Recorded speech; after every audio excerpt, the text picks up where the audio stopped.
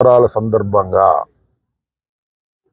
సంక్రాంతిని ప్రజల్ని ఆనందపరచాలనే కార్యక్రమాలు చేయటమే తప్ప జనసేన నాయకులు తెలుగుదేశం నాయకులు విమర్శిస్తున్నట్టుగా దీన్ని డబ్బులు సంపాదన కార్యక్రమాల్లో మేము ఉపయోగించము. That is not my character. ఏదో లాటరీ టికెట్లు అమ్ముతున్నానని దానిలో ఏదో కోటాను కోట్ల రూపాయలు సంపాదిస్తున్నాననేటువంటి మాట నా మీద పోటీ చేయడానికి వచ్చినటువంటి వస్తాదు గారు మాటినటువంటి మాటలు. అలాంటి పిచ్చి పనులు చేసేటటువంటి మనిషిని కాదు. నా నియోజకవర్గంలో 10 సంవత్సరాల నుంచి ఉంటున్నాను. 5 సంవత్సరాల నుంచి శాసనసభ్యుడిగాను, 2.5 సంవత్సరాల నుంచి మంత్రిగాను పనిచేస్తున్నారు. డబ్బులకు కక్కుర్తి పడేటటువంటి మనస్తత్వం నాకు లేదు. డబ్బులు కక్కుర్తి పట్టమో పదవులు కక్కుర్తి పట్టమో పడి పార్టీలు మార్చి దేశాన్ని కొల్లగొట్టేటటువంటి పద్ధతుల్లో నేను ఉండను. కన్నాలేయటం నాకు కుదరదు. అది కూడా గుర్తుపెట్టుకోమని మనవి చేస్తున్నాను. సంక్రాంతి సంబరాల కార్యక్రమంలో వినోదం కోసం ఒక దాన్ని ఏమంటారు లక్కీ డిప్లాంట్ తీస్తాం.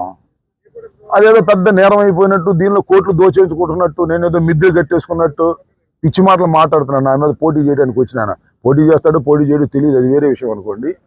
అది చివరికి ఖాయం చేస్తారో ఖాయం చేయరో నాకు తెలియనటువంటి అంశం. నేను ఇక్కడ శాసనసభ్యుణ్ణి, మంత్రిని. నా నియోజకవర్గ ప్రజలకు సంక్రాంతి సంబరాలు చేసి ఆనందపరచాలని ఏకైక ధ్యేయంతో చేస్తున్నటువంటి కార్యక్రమం.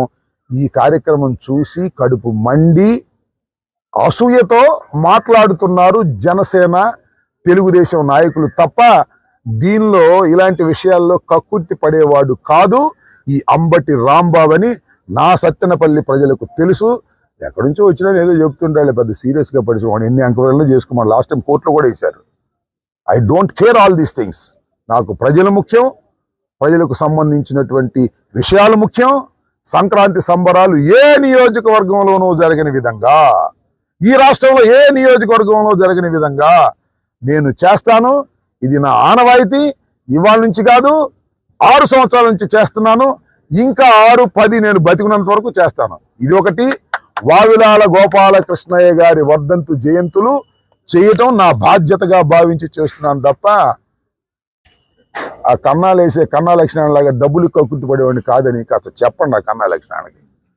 అర్థమైందా? రైట్. Thank you.